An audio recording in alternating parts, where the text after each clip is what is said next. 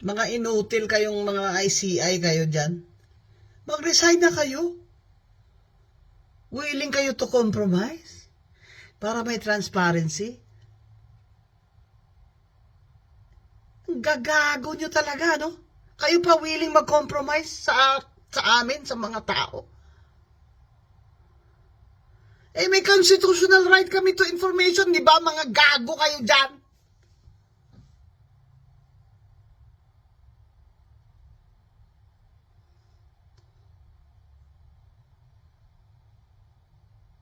So, sawa na kami sa mga katutaan nyo, mga kahayupan na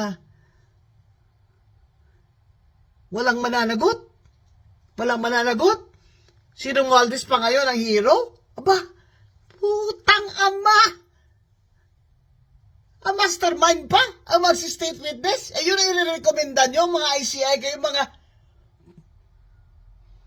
inutil kayo.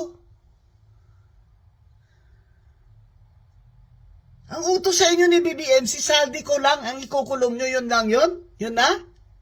Talagang untouchable si Romualdez sa Martin Luther King, ha? Pero kung hindi nyo kaya, panindigan yan. Yung putang aman yung ICI na yan, wala nang trust ang tao sa inyo, ay mag-resign na kayo lahat.